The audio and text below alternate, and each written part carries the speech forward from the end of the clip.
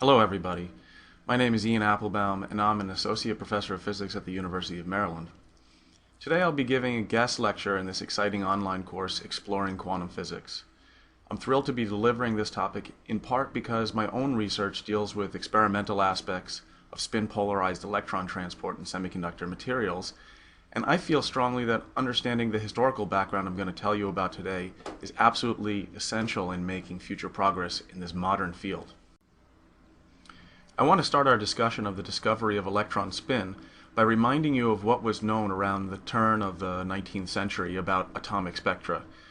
High voltage across a discharge tube filled with low-pressure hydrogen causes the emission of electromagnetic radiation, optical photons, and a spectrometer can be used to disperse the different wavelengths across a detector.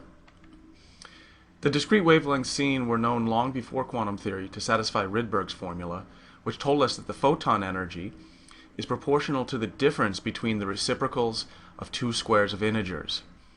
Bohr's theory, which included quantization of angular momentum in classical electron orbits, captured this famous result, but it was wrong for many reasons we now know, such as failure to predict the ground state absence of angular momentum, and importantly, the degeneracy of each principal electronic level. From the solution of Schrödinger's equation in spherically symmetric potentials, we know not only that the ground state has zero angular momentum, but also that the excited levels, where the principal quantum number is not 1, are actually degenerate, meaning that several states have the same eigenenergy. This follows from the multiple spherical harmonics labeled by the polar quantum number L and azimuthal quantum number M. A spectroscopic notation is to label L equals 0 as S, L equals 1 P, L equals 2 D, and so forth. Each level of principal quantum number n has a maximum L equal to n minus 1, and states with a given value for L have values of m given by minus L plus 1 in integer steps through 0 and up to L minus 1 in L. This gives a total degeneracy of 2L plus 1. Therefore, each set labeled by a given principal quantum number n has degeneracy of n squared. A natural question to ask then is, how can we observe this degeneracy experimentally? We need to break the degeneracy, split the levels, and alter the photon emission spectrum. We can do this with a magnetic field. Here's how.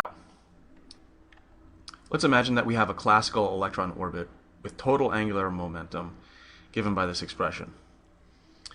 Now, this circulating charged particle comprises a current, and so the orbit has necessarily a magnetic moment. Classically, we know that the magnetic moment, the absolute value of that magnetic moment, is given by just the current times the area that it circulates around. Now, the current, in this case, is one electron circulating around in a given period. So this is the charge of the electron minus e times the frequency of its orbit. And the area, of course, for a circular orbit is just pi times the radius squared. Now, the frequency of the orbit is just given by the velocity divided by the circumference, 2 pi r, and that gives rise to a simple expression for the magnetic moment. But here we're going to play a little bit of a trick and multiply and divide by the electron mass and also Planck's constant. And the reason why we do this is that we can see mvr here is the absolute value of the total angular momentum, which has the same units as the action h bar. That means that this fraction out front carries all of the units of the magnetic moment. In fact, it has a special name. It's called the Bohr magneton. So with this magnetic moment, we know that in a magnetic field, each state is going to acquire an energy due to the interaction. Now, if the magnetic field is along the z-axis, then we can simply write this interaction energy as minus the z component of the magnetic moment times the magnetic field along z. So if different states with the same principal quantum number n have different values for the z component of the magnetic moment, their energy eigenvalues will shift differently in a magnetic field, and the degeneracy will be broken. So we need to calculate the magnetic moment associated with each orbital. From the preceding discussion, we know the relationship between angular momentum and magnetic moment, and if the field is aligned to the z-axis, we only need to calculate the vector component along z. But this means we need to know the angular momentum vector component along z, so we need to calculate its expectation value, and for that we need an operator representation. We know that the linear momentum operators are h bar over I times the derivative with respect to the conjugate real space variable. So it's easy to see that the angular momentum along z takes this form because phi, the azimuthal angle, is its conjugate variable. The expectation value then is this matrix element, the operator sandwiched by the state. The only part of the wave function that matters here is the phi dependence, which we know from the spherical harmonics. The derivative brings down a factor of I times m, and what's left is the original normalized state. We see then that our answer is integer units of h bar, determined by the azimuthal quantum number m. This is why m is commonly called the magnetic quantum number. Now we can complete our calculation. The energy added due to the interaction of the orbit's magnetic moment with magnetic field along z is simply the Bohr magneton times the magnetic field strength times the magnetic quantum number. This result is pleasing enough, but some understanding of the scale of the effect is helpful. The Bohr magneton is small, about 60 micro electron volts per Tesla, and a Tesla is a huge magnetic field, about 20,000 times the strength of the Earth's geomagnetic field. The largest fields in the lab, created with superconducting coils, are several tens of Tesla. The energies are then small in comparison to the electronic transitions, so any observed shifts of the spectral lines are going to be proportionately small. So here's what happens. A non-zero magnetic field induces a splitting between degenerate states, adding energy to states with positive magnetic quantum number m and subtracting from states with negative m. All states with m equals 0, including the sole ground state level, are unaffected. The splitting energy is named after Peter Zeeman, who won the Nobel Prize in 1902 for observing the spectral line splitting when gas discharge tubes were placed in a magnetic field. Now, we have to remember that this energy spectrum we calculate is not the same as the optical spectrum of emitted photons, which are only due to transitions between the levels, and not all transitions are allowed. The expressions which determine when the transitions are allowed are known as selection rules. We're going to calculate them next. During an electronic transition, the electron wave function forms a superposition of the initial state and the final state with lower energy. Each component evolves differently in time, so the electron probability distribution center of mass can move.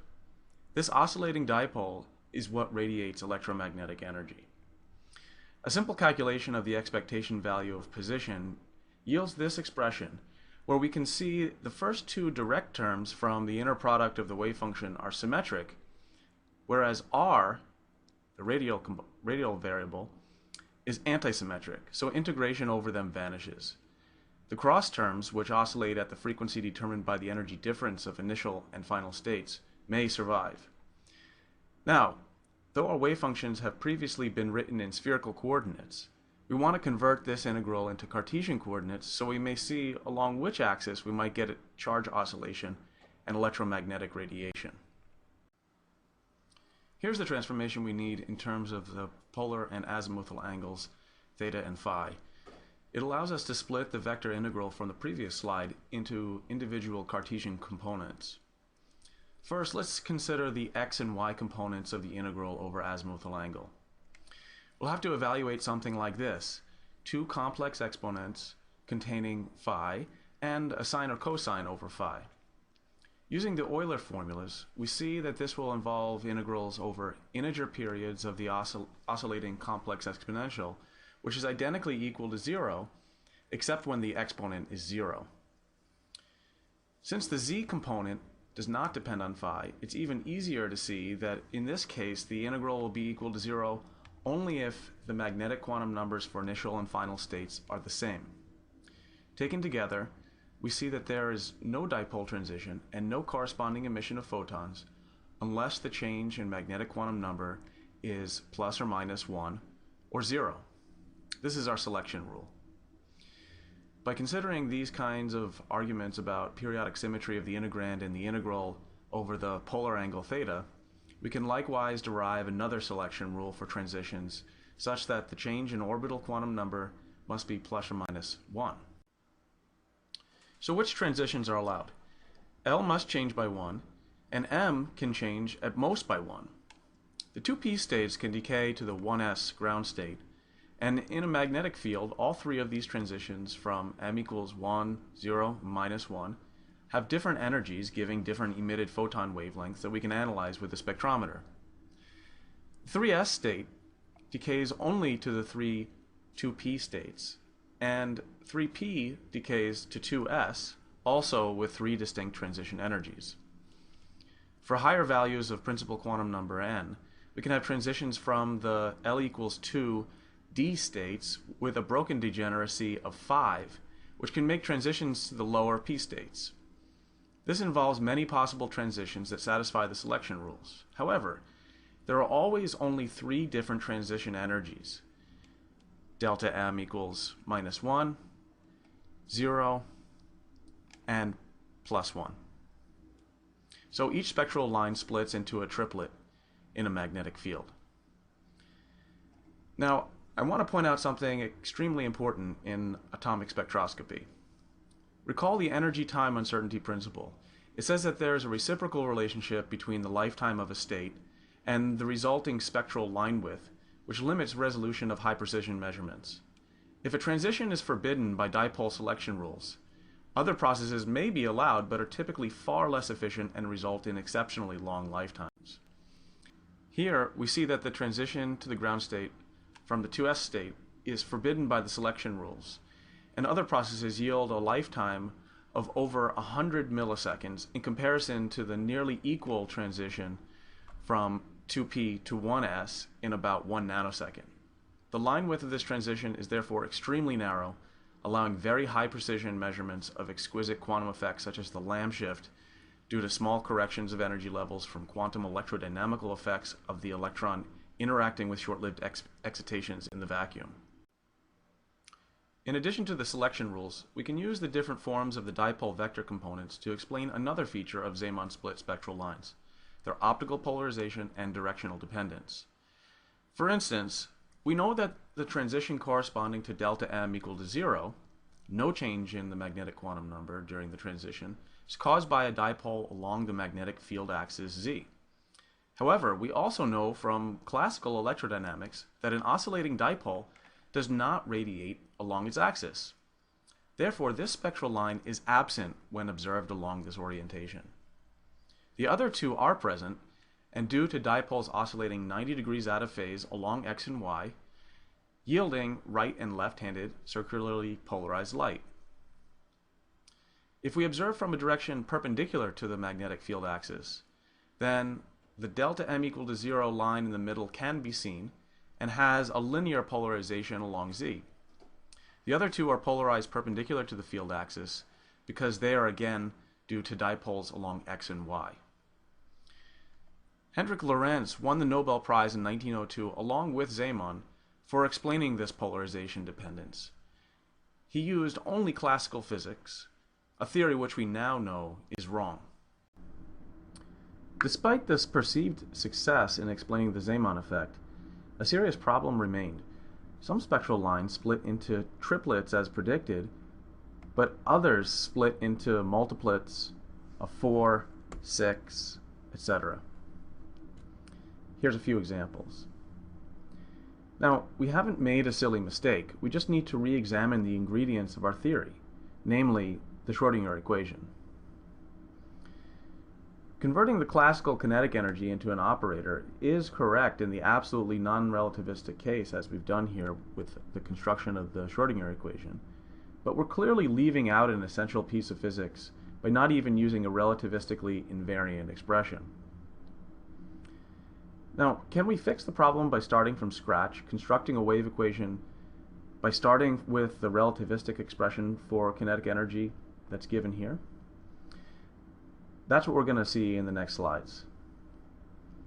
By the way, those of you who haven't seen this expression before might want to see that it's asymptotically equivalent to the classical expression in the limit that the momentum p is small. Then we can expand the square root in a Taylor series and see that the dominant terms are the familiar mc squared rest mass energy and the classical kinetic energy. Everything else is small, although not negligible, as we will see. If we take the relativistic expression and try to use it as an operator on a wave function, we immediately encounter a problem. Our momentum operators are within the square root, and it's not clear at all whether this makes any mathematical sense. The problem disappears if the expression inside the square root is itself a perfect square. If we write the rest mass energy and kinetic energy components in x, y, and z here, 1, 2, and 3 with arbitrary coefficients, then we can make this a perfect square if these coefficients satisfy what appears at first to be an unusual constraint. They give unity when squared, but they anti-commute with each other. These coefficients clearly are not scalar values. However, this fact didn't frighten Paul Dirac from writing down this relativistically invariant equation in 1928. The alpha coefficients are clearly not scalar values, but matrices which satisfy the anti-commutation relations and form a so-called Clifford algebra. Now, we can write down many matrices which satisfy the algebra, but it makes sense to first look at the simplest case, with the smallest dimension matrices. It turns out this can be done with matrices as small as 4 by 4. Here's one choice of basis. I2 is a 2 by 2 identity, and O2 is a 2 by 2 matrix of all zeros. The 2 by 2 Pauli matrices, the sigmas, form the off-diagonal blocks of the alpha 1, 2, and 3 4 by 4 matrices. Now, importantly, this converts the wave equation into a 4 by 4 matrix equation, and the wave function into a 4-component vector.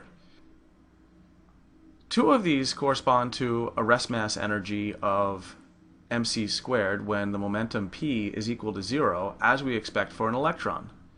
But a natural question to ask is, why two values? Degeneracies like this are a signature of symmetry. But which one? Which degree of freedom do these two values correspond to? We're going to look at an experiment for a clue.